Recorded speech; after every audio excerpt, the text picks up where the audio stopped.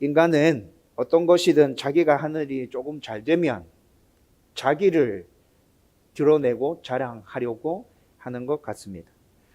며칠 전에 예능 프로그램을 보다가 정신과 의사들이 나와서 이야기하는 걸 좀 들었는데, 그 정신과 의사 중에 한 사람이 말에 대해서 또 굉장히 깊이 연구했던 사람인데, 사람들이 하는 말을 잘 살펴보면 30%에서 40%가 자기 얘기를 한다고 합니다. 말을 많이 하는 사람, 말을 안 하는 사람 다 조사해 보면 결국에는 30%에서 40%가 자기 얘기를 하는 거죠. 뭘 얘기하는 거죠? 자기 자랑한다는 것이죠. 여러분, 이것은 성도들도 마찬가지입니다. 성도들이 하는 이야기 잘 들어보면 은혜를 얘기하는 것 같은데, 내가 이랬더니 하나님께서 은혜를 주셨어 라고 얘기하죠. 그런데 강조점이 어디에 있죠? 내가 이랬더니에 강조점이 가 있습니다. 여러분, 결국 그들의 이야기, 성도든 성도 아니든 그들의 이야기를 다 분석해 보면 결론적으로는 다 자기가 잘나서 그렇게 됐다는 거예요. 예수님 믿는 것도 내가 잘나서 예수님을 믿었다는 것이죠. 여러분들은 어떻습니까? 여러분, 이 얘기가 다른 사람들의 이야기입니까? 나와 상관없는 이야기인가요? 여러분, 지난주에 제가 세미나 갔다 왔죠? 지난주에 제가 참석했던 세미나는 개척을 생각하고 있는 목사들, 개척한 목사들, 개척을 지원해 주기로 원하고 있는 목사들이 모인 세미나였습니다. 자연스럽게 개척에 대한 이야기가 엄청 많이 왔다 갔다 했겠죠? 여러분, 그런데 그 세미나에서 제가 그러고 있었어요. 지난 한 주간 월요일부터 수요일까지 제가 하는 이야기들 안에 저를 자랑하려고 하는 이야기들이 수없이 포함되어 있었던 걸 밤에 잠자리에 들 때마다 느끼면서 내일은 그러지 말아야지 하는데, 그 다음날 그 자리에 가면 또 그러고 있는 저를 발견하게 된다는 것이죠. 여러분들 알고 계십니까? 우리 교회가 지금 8년 차입니다. 개척해서 8년째 지금 이렇게 오고 있는데, 여러분, 개척교회 100개 중에 3년 동안 살아남을 수 있는 확률, 살아남는 확률이 100개 중에 한 4개, 5개 밖에 되지 않습니다. 그런데 그 4개, 5개 중에 건강하게 성장할 수 있는 확률은 채 1%도 되지 않습니다. 여러분, 이거 그냥 제가 하는 얘기가 아니라 교회를 연구하는 학자들이 통계를 뽑아내면 그렇다고요. 여러분, 그런데 감사하게도 제가 또 이렇게 얘기하죠. 하나님께서 은혜 주셔서 우리 교회는 그 1% 안에 포함되어 있는 교회입니다.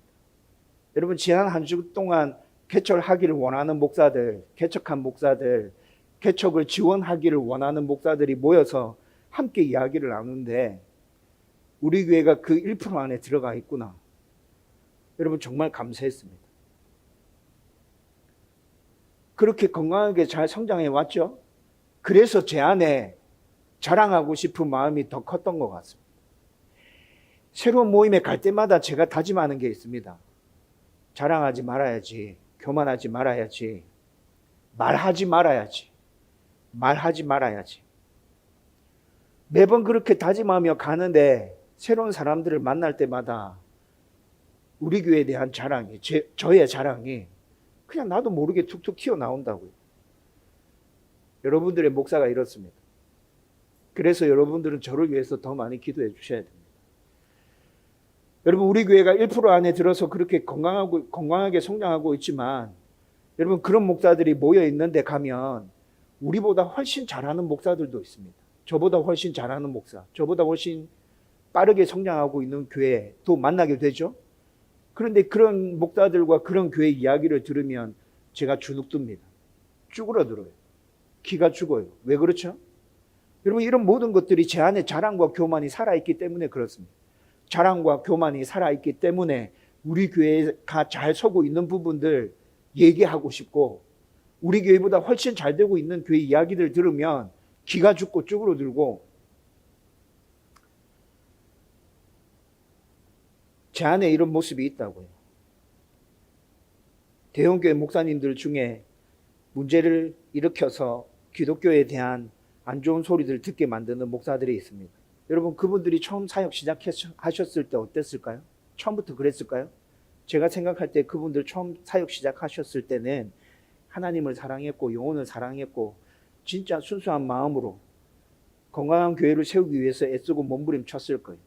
그렇게 사역하면서 뭔가 하나님 보시기에 마음에 들고 하나님 기뻐하시는 부분이 있어서 부흥케 해주시는데 그 부흥이 일어남으로 인해서 자기를 자랑하게 되고 성도들도 하나님을 자랑하는 게 아니라 목사를 자랑하게 되고 이런 일들이 일어났겠죠. 그러면서 결국 점점 목이 곧아지고 교만해지고 어딜 가든지 자기를 자랑하는, 그래서 결국에는 한국교회 전체를 욕듣게 하는 이런 문제들을 일으키고 있는 것 아닌가. 그 목사님들도 처음에는 그렇지 않았는데 그렇게 돼버렸다는 것이죠. 여러분 이제 다시 묻겠습니다. 자랑하는 문제가 저만의 문제입니까? 문제를 일으키고 있는 그 목사님들의 문제인가요? 여러분들의 문제이지 않습니까? 여러분들의 말과 행동과 모든 것들을 잘 들여다보면 우리도 수도 없이 자랑하려고 하는 교만에 충만한 각자의 모습들을 발견하게 될 것입니다. 아담과 하와가 죄를 범하고 타락한 이후에 동서고금을 막론하고 모든 인류와 지금 저와 여러분들의 문제가 바로 자랑과 교만이라는 것이죠. 오늘 본문에서도 이 문제를 다루고 있는데 오늘 이 말씀을 나누면서 우리가 진짜 자랑해야 될 것이 무엇인지, 그 자랑을 어떻게 하면 되는 것인지에 대해서 여러분들과 함께 생각해 보려고 합니다.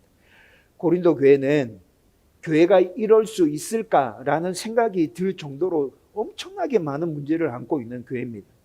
여러분 고린도 전서, 후서 전체가 바울이 고린도 교회에 보내는 권면입니다. 일어나는 문제들에 대해서 니네들 이렇게 하면 안 돼, 이렇게 해야 돼, 니네들 왜 그렇게 하고 있어, 회개해야 돼, 전부 이런 내용들이 담겨져 있는 서신서가 고린도 전후서거든요. 그 중에 오늘 본문의 말씀은 자랑과 교만에 관련된 말씀입니다. 실제로 고린도 교회 안에 자랑과 교만 때문에 상당히 많은 문제들이 일어나고 있었어요. 구체적으로는 좀 뒤에 가서 살펴보기로 하고, 오늘 우리가 읽었던 본문 말씀 26절을 보면 고린도 교회 성도들은 세상적으로 봤을 때 크게 자랑할 만한 것이 없는 자들이었습니다.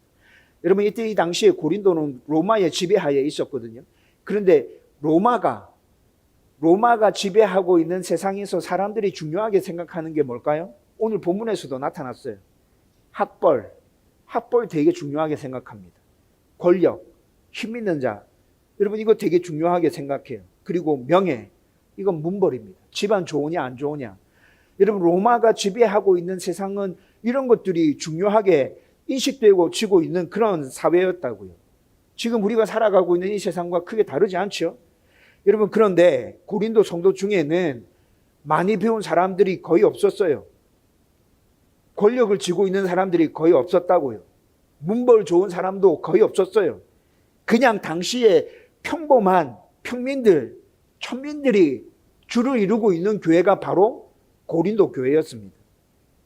그리고 이들이 교회로 부름받아서 예수님을 믿게 된 것은 전적으로 하나님의 부르심이었습니다. 하나님 은혜였다고요. 오늘 26절에 이렇게 얘기하잖아요. 너희를 부르심을 보라. 부르심이라는 단어가 사용되어졌죠. 27절과 28절 두 절의 말씀에서 하나님이 땡땡땡을 택하사라는 단어가 세 번이나 등장하고 있습니다. 26절의 부르심, 27절과 28절에 나타나는 그 택하사라는 단어를 헬라어 원문으로 살펴보면 무조건적인 하나님의 은혜로 그들이 선택받았음이 분명하게 드러나고 있습니다. 그들의 어떠함 때문에 하나님이 그들을 선택하신 게 아니에요. 그냥 하나님의 은혜였어요. 우리가 그토록 말하는 은혜였다고요. 무조건적으로 하나님이 선택하셨다. 이 무조건적이라는 말 안에는 세 가지가 없다는 뜻입니다. 세 가지가 없어요. 뭐가 없어요? 자격을 따지지 않습니다. 하나님이 고린도 교회 성도들을 부를 때 자격을 따지지 않으셨다고요. 하나님이 고린도 교회 성도들을 부를 때 조건을 걸지 않으셨어요. 하나님이 고린도 교회 성도들을 부를 때 대가를 요구하지 않았어요. 자격을 보시지 않았고 조건을 거시지 않았고 대가를 요구하지 않았어요. 여러분 이렇게 하나님이 그들을 선택하여 불러주셨습니다. 기독교 용어로 이걸 뭐라 그러죠? 은혜라 합니다. 은혜. 우리가 사용하는 고상한 말로 이걸 뭐라 얘기하죠? 선물이라 얘기합니다. 일상적인 삶에서 우리가 진짜 많이 사용하는 단어로 바꾸면 뭐라 그러죠? 공짜입니다. 공짜. 그냥 공짜로 하나님께서 이렇게 해주신 거라고요. 그런데 이렇게 엄청난 은혜를 입었는데 왜 나에게 이런 은혜를 주시지? 여러분, 이게 이해가 안 되면 그 은혜를 받고 있음에도 불구하고 불안하고 초조해지잖아요. 언제 이 은혜가 끊어질까? 혹시 이 은혜를 나한테 이렇게 부어주고 난 다음에 내 뒤통수 때리는 거 아니야? 뒤통수 때리는 거 아니라 할지라도 이 은혜가 언제 끊어져서 내가 너한테 줬던 거 다시 다 뱉어내 라고 얘기할 수 있지도 않을까? 여러분, 이런 염려와 걱정들이 우리 머릿속을 지배하게 된다고요. 제가 아주 오래전에 나라에서 주는 공짜 돈을 받았던 적이 있었어요. 그런데 처음에 준다 했을 때 좋아서 그 돈 받았었는데 나중에 연락 와서 잘못 줬다고 뱉어내라 하더라고요.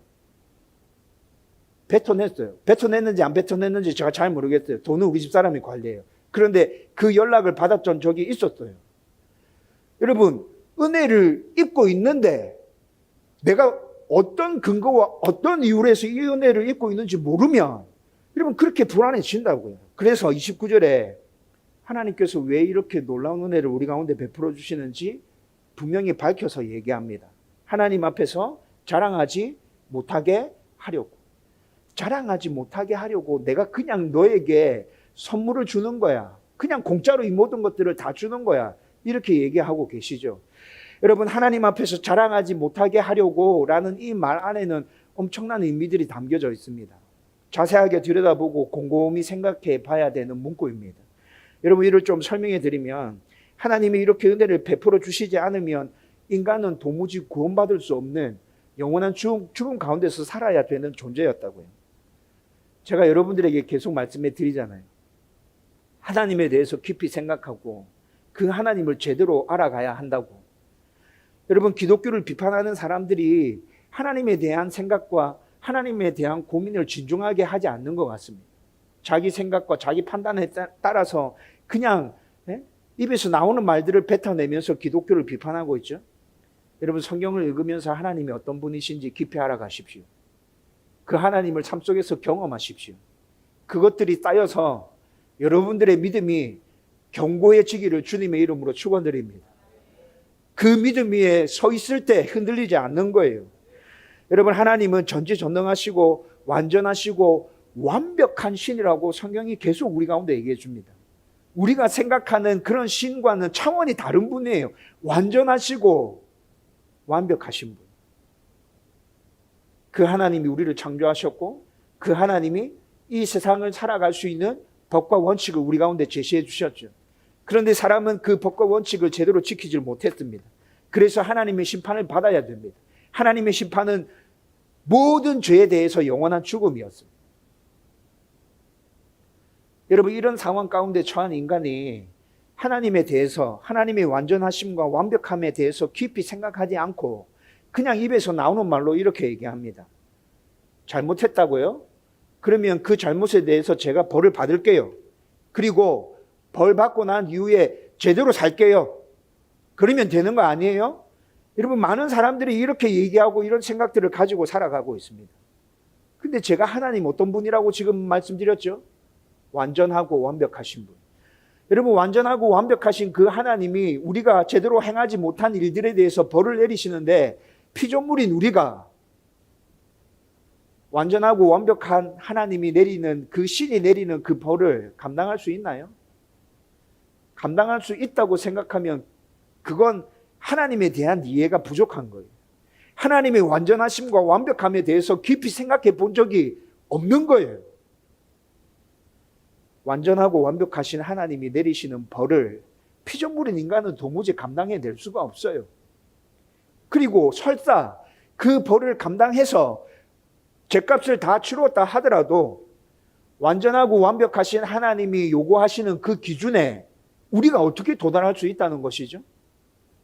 그 완전함과 완벽함은 100% 가득 다 채워진 것을 얘기하고 있는 거잖아요. 여러분들의 선행이 100% 하나님의 기준을 다 만족시킬 수 있습니까? 여러분 그 정도로 선하신가요? 그 정도로 착한 일을 많이 할 자신이 있으신가요? 여러분 이건 도무지 안 되는 일이죠. 인간 스스로는 죄의 문제를 해결할 수 없고 다시 하나님 앞에서 의롭게 사는 것 완전히 불가능하다고요. 그래서 사랑이 무한하신 하나님께서 아무런 조건을 걸지 않고 자격을 보시지 않고 대가를 요구하시지 않고 그냥 우리 가운데 사랑을 베풀어 주셔서 구원해 주신 거예요. 이렇게 구원해 주실 때 내가 처음부터 다 싸그리 뒤집어 엎어서 처음부터 다시 시작할게 하신 게 아니라 처음에 이 세상을 창조하실 때 당신이 말씀하셨던 그 법과 원칙을 지키셔서 이 일을 이루셨다는 거예요. 공의롭게 모든 법들에 대해서 충족시키면서 여러분 이것이 오늘 우리가 읽었던 30절의 설명입니다. 여러분 우리는 지금 에베소 말씀을 나누다가 행복 비타민 축제를 앞두고 지금 이 말씀을 나누고 있는데 에베소 말씀에서 하나님께서 우리를 어떻게 당신의 자녀 삼아 주셨습니까? 하나님의 선택과 예정이 있었죠. 예수님의 구속이 있었습니다. 성령의 인치심이 있었습니다. 삼위 하나님께서 이렇게 역사하셔서 우리 구원이 이루어진 거라고요. 은혜로, 선물로 그냥 이 모든 것들을 우리 가운데 허락해 주셔서 삼위 하나님께서 다 하신 것이죠. 우리가 한 건 아무것도 없습니다. 그리고 단지 이것을 믿으라 합니다. 너희들은 내 기준에 도달할 수 없어. 내가 내리는 벌, 너희들이 그 벌 받으면 너희들은 흔적도 없이 먼지도 없이 사라져. 안 돼. 그래서 내가 다 이룰게. 너희들은 그냥 믿기만 해. 누구든지 삼위 하나님께서 이 일들을 행하셨다는 것을 믿으며 하나님의 자녀로 다시 받아주시고 우리는 그분을 영원토록 섬기면서 그렇게 살아갈 수 있도록 해주셨어요. 이 일이 어떻게 일어나냐고요? 여러분 이 사실을 믿기만 하면 예수님과 우리가 하나로 연합된대요. 그래서 예수님께서 우리를 대신해서 벌 받아 주신 게 우리가 벌 받은 것이 되고 예수님께서 죄의 모든 문제를 깨뜨리고 다시 부활하신 게 예수님과 우리가 하나이기 때문에 우리의 부활이 된다는 것이죠. 여러분 이렇게 모든 일들을 다 이루어 주셨어요. 그리고 우리는 새롭게 거듭나서 하나님의 자녀로 살아갑니다. 그런데 하나님의 자녀로 살아가는 우리들도 이 땅에 살면서 하나님의 속을 계속 썩이면서 살아갑니다. 하나님의 자녀로 다시 새롭게 태어나서 살아감에도 그렇게 살아간다는 것이죠. 그런데 하나님께서 이렇게 하나님의 속을 썩이는 우리를 포기하시나요? 다시 벌 주십니까? 아니요, 그렇지 않습니다. 예수님과 연합되어져 있기 때문에 그 예수님께서 행하신 모든 구속들을 그대로 우리 가운데 적용시키셔서 하나님의 자녀로 살아가면서 계속해서 하나님의 마음을 아프게 하지만 그럼에도 불구하고 하나님은 우리를 용납하시고 계속 받아주신다고요. 사랑해 주신다고요. 품어주신다고요. 여러분들이 자녀를 낳고 키우는 과정들을 생각해 보시면 이해하기가 쉽습니다. 여러분 아이가 태어나면 처음에는 모든 걸 다 해줘야 돼요. 그렇죠? 모든 걸 다 해줍니다. 이 아이가 조금씩 자라면 자라는 연령에 따라서 그 아이가 할 수 있는 일들을 맡겨주고 그것들을 책임 있게 하도록 가르치죠. 나중에 어른이 되면 어떻게 합니까? 어른이 되면 모든 것들을 다 맡기고 알아서 선택하고 결정하고 자기의 삶을 꾸려갈 수 있도록 해줍니다. 부모는 그냥 그 뒤에서 든든한 지원군으로 그냥 서 있을 뿐입니다. 여러분 이렇게 아이들을 키우는 과정에서 아이가 잘못하면 어떻게 합니까? 좋은 부모는 훈계합니다. 가르칩니다. 안 되면 어떻게 하죠? 징계합니다. 그렇게 해서는 이 아이가 나중에 어른 되어서 자기 삶을 꾸려갈 수 없기 때문에 좋은 부모는 그렇게 하는 거죠. 징계할 때 마음 아프죠. 그럼에도 불구하고 진정으로 아이를 사랑하기 때문에 그렇게 해서라도 스스로 살아갈 수 있는 존재로 세우기를 원하는 게 부모의 마음이잖아요. 여러분 하나님도 똑같습니다. 우리가 하나님을 믿고 난 다음에 믿음으로 새롭게 거듭나서 하나님의 자녀로 이 땅 가운데 살아가지만 그렇게 살아가는 동안에도 우리 마음대로 행하면서 죄를 지을 때 있죠. 하나님 마음이 아프시죠. 그렇게 하면 안 돼라고 말씀하십니다. 근데 계속 고집을 피우면 징계하기도 하십니다. 혼내기도 하십니다. 그 징계 가운데서 저와 여러분들이 하나님의 마음을 깨닫고 아, 하나님이 이렇게 나를 사랑하고 있구나. 하나님이 이렇게 나를 붙들고 있구나. 하나님은 내가 어떤 짓을 하더라도 절대 나를 포기하지 않구나. 이것을 깨달으면서 우리의 신앙이 자라가기 시작합니다. 신앙의 철이 들어가기 시작하죠. 나중에는 하나님께서 우리 가운데 뭔가 특별한 걸 지시하시거나 요구하지 않지만 스스로 하나님을 예배하고자 하는 마음으로 하나님 앞에 나옵니다. 이렇게 예배의 자리에 나온다. 순종하기 위해서 애를 쓰고 몸부림칩니다. 여러분, 이것이 성도의 삶 아닌가요? 하나님께서 우리의 그런 모습을 기뻐하시고 즐거워하시는 것 아닌가요? 그렇게 살아가는 사람들에게 하나님 은혜 주시고 복 주시는 거 아닌가요? 그런 마음을 가지고 지금 저와 여러분들이 이 자리에서 예배 드리고 있는 것이지 않습니까? 하나님은 이런 우리들의 모습을 기뻐하시고 즐거워하신다고 해요. 그런데 이렇게 놀라운 하나님의 사랑과 은혜로 구원받은 성도에게 여전히 죄성이라는 것이 남아 있습니다. 이 죄성은 상처의 흉터입니다.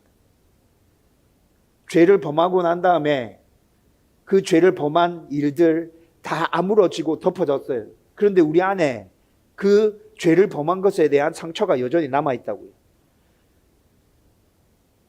열심히 바쁘게 정신없이 살아갈 때는 그 상처가, 그 흉터가 잘 보이지 않습니다. 그런데 어느 날 그 상처를 쳐다보는 순간 트라우마가 일어나기 시작하죠. 그래서 그 트라우마로 인해서 우리 삶 가운데서 나는 안 하고 싶은데 그렇게 안 하려고 수십 번 수백 번 다짐하고 결단하고 기도하고 하나님의 은혜를 구하며 나가는데 나도 모르는 사이에 그냥 자연스럽게 자랑하고 교만하는 것이 툭툭 튀어나와 버린다고요. 교만과 자랑은 죄의 뿌리입니다. 여러분, 여기서 모든 죄들이 비롯되는 거예요.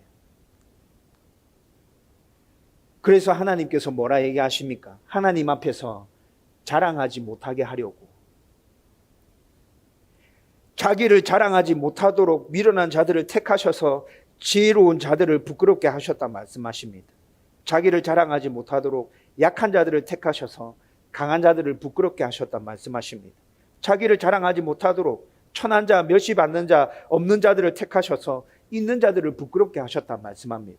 그냥 가만히 내버려 두면 그 죄에 대한 흉터를 바라볼 때마다 나도 모르는 사이에 자랑하고 교만해져서 하나님을 대항하며 내가 주인으로 살기 위해서 발버둥 치는 우리의 모습이 있기 때문에 자랑하지 못하게 하려. 그거 네가 한 거 아니야. 내가 은혜로 너한테 준 거잖아. 내가 너를 너무 사랑해서. 내 생명과 맞바꾸고 싶을 정도로 너를 사랑해서. 그래서 내가 너에게 은혜를 준 거잖아. 너 자랑하지 마. 너 드러내지 마. 하나님께서 지금 그렇게 우리 가운데 얘기하고 계신다는 것이죠. 그런데 고린도 성도들은 이렇게 무한한 사랑과 무조건적인 은혜로 구원받았는데 지금 그들의 어떠함을 자랑하고 있습니다. 나의 어떠함을 드러내고 있다고요. 1장에서 4장까지 말씀을 읽어보십시오. 고린도전서 1장에서 4장까지 이들은 지금 당파의 문제로 싸우고 있습니다. 나는 바울파다. 나는 아볼로파다. 나는 베드로파다. 나는 그리스도파다. 나의 스승이 네 스승보다 더 탁월해. 네보다 우리 문파가 더 뛰어나다고. 교회 안의 일들을 우리가 맡아야 돼. 니네 아니야. 여러분, 이런 것들 가지고 지금 싸우고 있어요. 자기의 파벌을 자랑하면서. 12장에서 14장까지 말씀을 읽어보면 은사 문제로 문제를 일으키고 있습니다. 나 방언 받았는데 너 예언 받았어? 너 신유야? 그래, 이렇게 은사 있는 사람들이 교회에서 일하는 거지. 그런데 저것들은 은사도 없고 제대로 신앙생활 하는 거 맞아? 은사가 뭐죠? 성령께서 주시는 선물이잖아요. 선물이잖아요. 앞서 언급해 드렸듯이 이들은 세상적으로는 자랑할 만한 것이 전혀 없는 사람입니다. 그냥 무조건 하나님의 선택을 받았고 은혜를 입었고 사랑을 입은 자들이에요. 여러분, 만약 이들이 이것을 기억하고 있다면 이렇게 자랑할 수 있을까요? 이걸 기억하고 있다면 절대로 그럴 수 없죠. 그런데 교회 안에서 하나님으로부터 은혜로 받은 이 영적인 선물들을 가지고 자기를 드러내고 자기를 자랑하고 있는 것입니다. 분열을 조장하고 있죠. 교회의 하나됨을 뭉개고 있는 거예요. 하나님의 무한한 사랑과 무조건적인 은혜를 자신의 어떠함으로 포장했습니다. 예수님이 우리 대신 율법을 준수하고 죄값을 치르셨는데, 그래서 의롭게 되었는데 자기의 의로움을 드러내고 있습니다. 그들 안에 성령님이 항상 계셔서 붙들어 주시고 지켜주시고 보호해 주시는데, 그 성령님의 역사를 인정하지 않고 자기가 주인이라고 떠벌리고 있다는 거예요. 내 삶의 주인이 나지, 무슨 하나님이 내 삶의 주인이라고, 나는 그거 인정 안 해. 이런 삶을 살고 있다는 것이죠. 여러분, 더 놀라운 것은 이들은 하나님의 사랑과 은혜를 깨닫지 못한 불신자들이 아닙니다. 아주 오래전에 하나님의 선택과 부르심 가운데 은혜를 입어서 교회로 나온 자들이라고. 하나님이 어떤 분인지 알고 있어요. 그 은혜를 경험했던 적이 있어요. 하나님의 사랑을 알고 있다고요. 경험한 적이 있다고요. 그런데 그 모든 것들을 다 깡그리 잊어버리고 이렇게 반응하고 있습니다. 자기를 자랑하고 있는 것이죠. 자기를 드러내고 있어요. 여러분, 참 한심하다는 생각 들지 않으세요?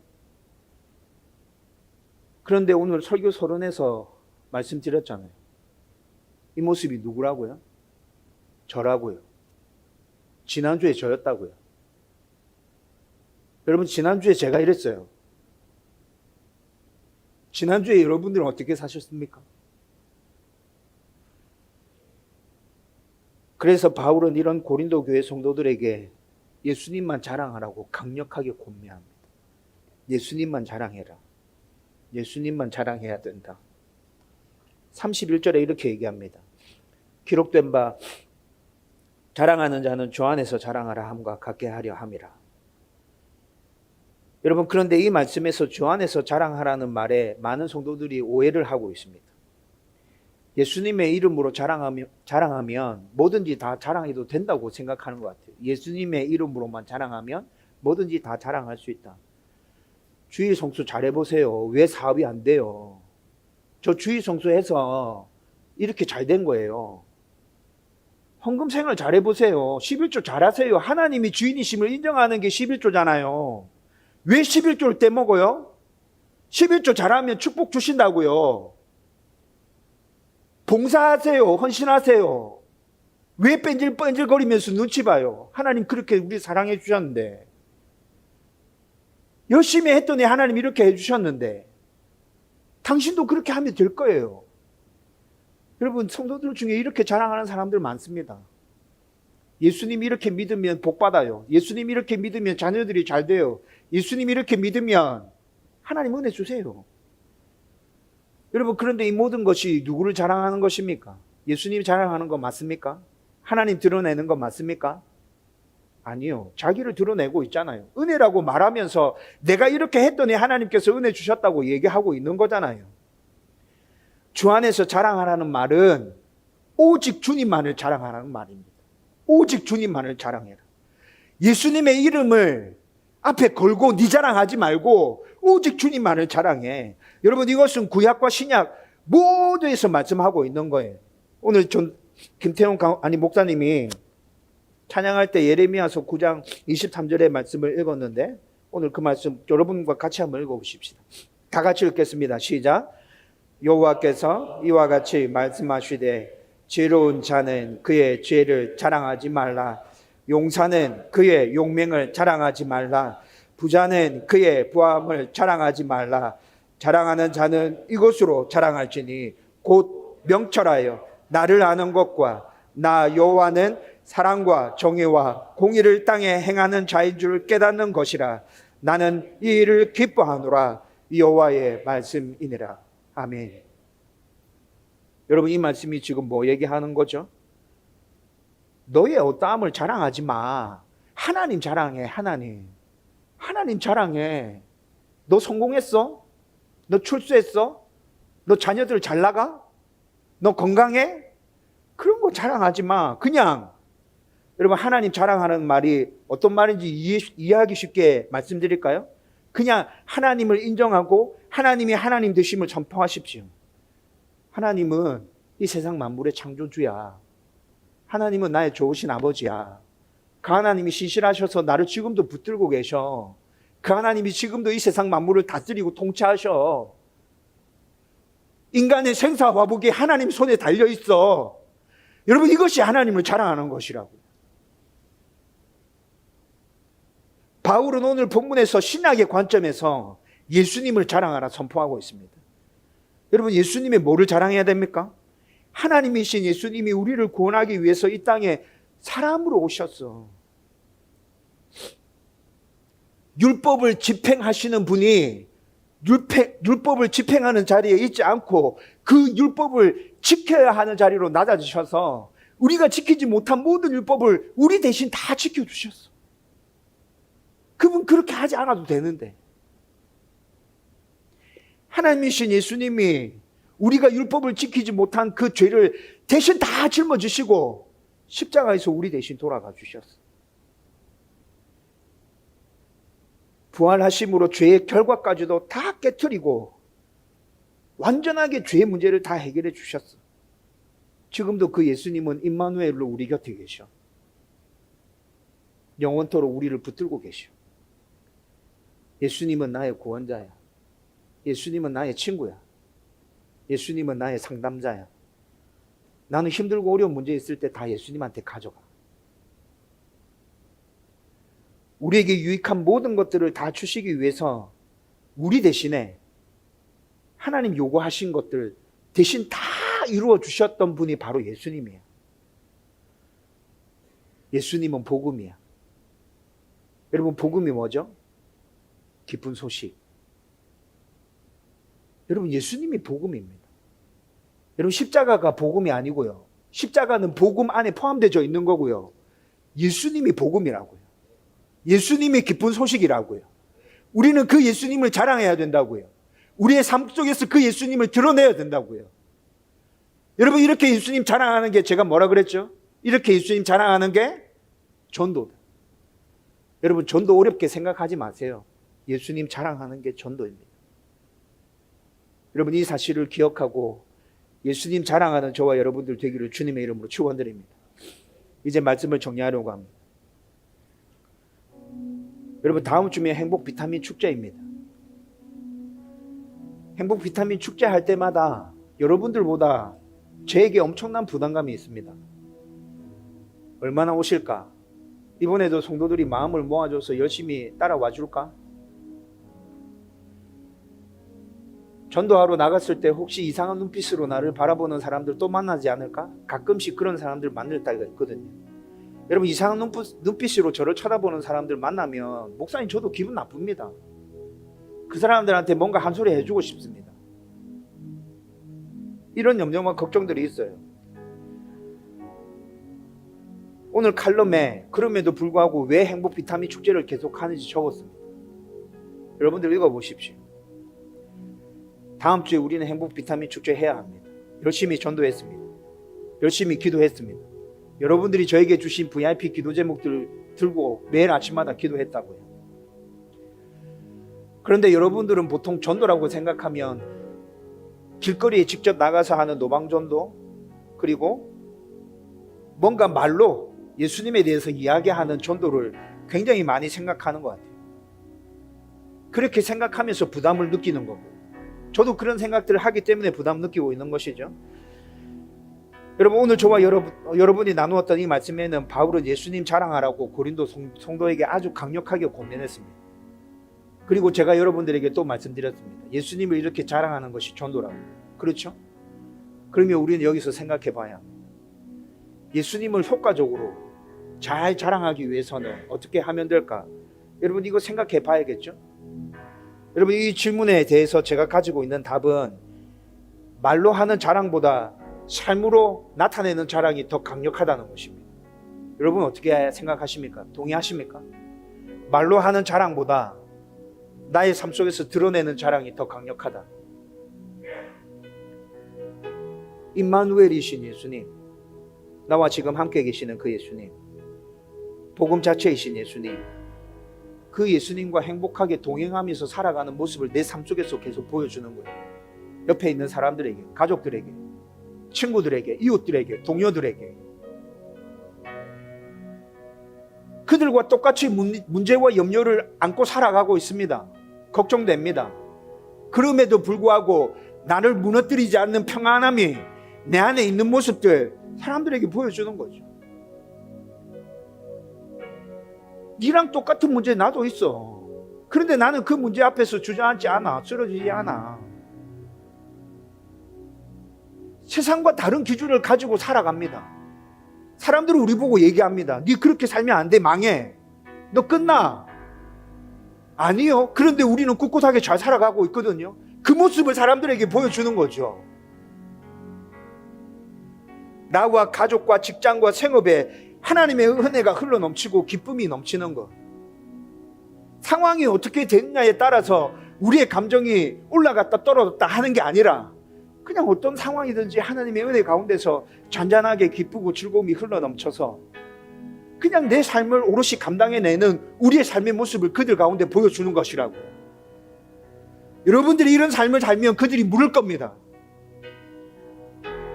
니는 왜 이렇지? 니 뭐지? 너 왜 이래? 너 이상한 것 같아. 우리랑 다른 것 같아. 여러분, 누군가가 이렇게 질문하기 시작하면 대답해 줄 거리들 우리 정말 많지 않습니까? 말로 전도하는 거 힘듭니까? 삶으로 살아내시라고요. 삶으로 살아내시라고요. 물어보는 사람들에게 얘기해 주라고요. 행복 비타민 축제 11월 둘째 주마다 우리는 매년 할 겁니다. 여러분, 이렇게 삶 속에서 살아내시다가 11월 달 행복 비타민 축제 초청하시라고요. 내가 왜 이렇게 사는지 너 언젠가 궁금하다고 나한테 물었지. 내가 그 답을 알려줄게. 우리 교회 한번 와봐. 우리 교회 안에 답 있다. 간단하게 얘기해주면 예수님 안에 답 있어. 그런데 그 답 구체적으로 알고 싶으면 교회 한번 와봐. 여러분, 이렇게 초청하는 거예요. 이렇게 전도하는 거예요. 여러분, 지난주에 제가 갔던 세미나가 개척교회를 준비하고 지금 개척했고 개척을 지원하기 원하는 목사들이 모여서 세미나 했다 했잖아요. 여러분, 개척하는 데 있어서 전도가 굉장히 중요한 키워드죠. 그래서 전도에 대해서도 나누었어요. 전도에 대해서 나누면서 전도의 방법이 정말 많은데 관계 전도가 제일 좋은 전도의 방법이다라는 것을 다시 확인했어요. 그런데 제가 방금 말씀드렸던 삶 속에서 살아내고 그 다음에 궁금해하는 사람들에게 답해주고 교회로 불러서 초청해라. 여러분, 이게 관계 전도잖아요. 전도 어떻게 하셔야 되는지 이제 뭔가 머릿속에 그림 그려지지 않습니까? 아, 이렇게 하면 내가 매주마다 길거리 나가서 주중농도 하지 못해도 행복 비타민에 꼭 누군가를 데려오지 못한다 할지라도 내 삶을 이렇게 살아내고 교회가 있을 때마다 이렇게 얘기하고 이것이 예수님 자랑이며 이것이 하나님이 기뻐하시는 전도구나. 여러분, 오늘 예레미야 9장 23절에 끝에 뭐라 얘기합니까? 나는 이 일을 기뻐한다. 나는 이 일을 기뻐한다. 저와 여러분들이 이렇게 살아갈 때 하나님 기뻐하십니다. 하나님 기뻐하십니다. 하나님 우리 가운데 은혜 주실 겁니다. 하나님 우리 가운데 역사해 주실 겁니다. 복 주실 겁니다. 그 은혜를 누리며 살아가는 저와 여러분들 되기를 주님의 이름으로 축원드립니다.